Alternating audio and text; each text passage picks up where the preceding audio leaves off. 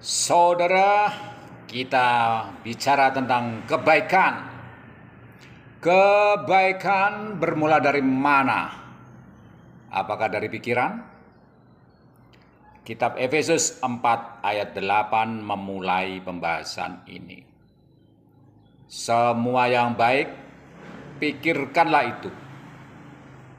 Pikiran itu tempat ide dan bentuk-bentuk ideal dunia ide.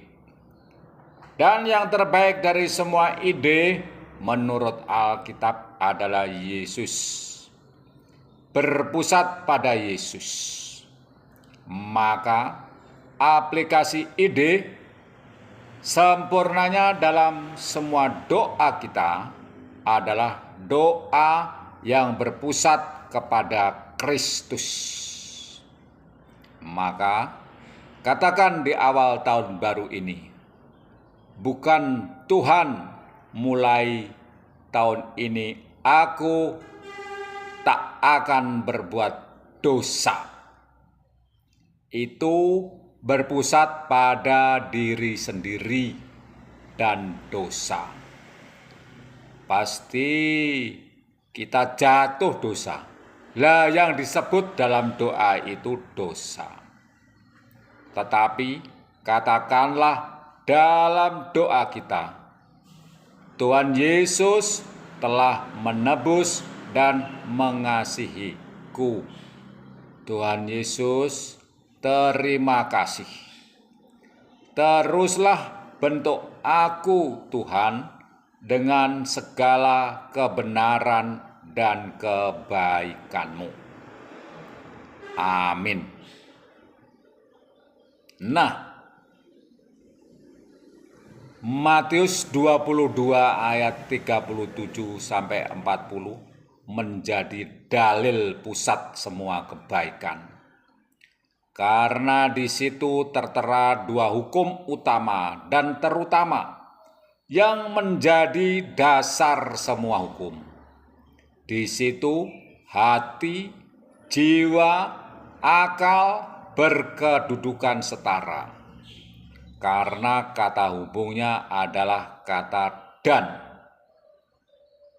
Setara untuk mengasihi Allah. Menurut Meta AI, sejumlah 300 kata hati ada di Alkitab. Jiwa 472 kata. Kata akal dan pikiran tidak diketemukan oleh Meta AI. Pendekatan matematis teologis ini kita pakai gini. Berarti kebaikan berawal dari Allah dan manusia sewajarnya mengikutinya karena ia dicipta menurut gambar dan petanya. Kebaikan ada pada semua hal. Hati yang baik, rumah yang baik, sepatu yang baik, pikiran yang baik, nilai rapor yang baik.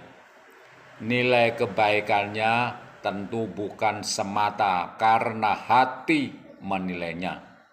Secara normatif, sepatu yang baik itu bukan karena hati menilainya baik, tetapi karena sepatunya tidak jebol. Tetapi hati yang baik dapat menilai, meski jebol, sepatu itu tetap baik. Apalagi baik untuk yang tidak punya uang.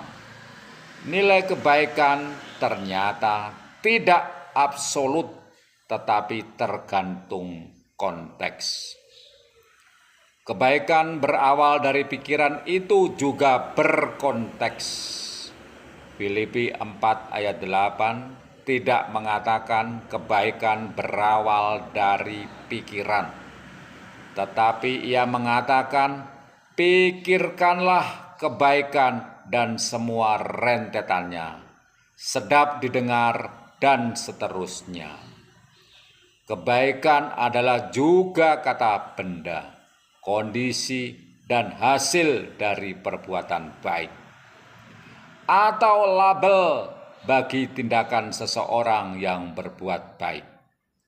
Kebaikanmu menolong tetanggamu membuatmu dipilih menjadi ketua RT, meski kamu seorang ibu, dan suamimu disebut sebagai suami RT, bukan Pak RT.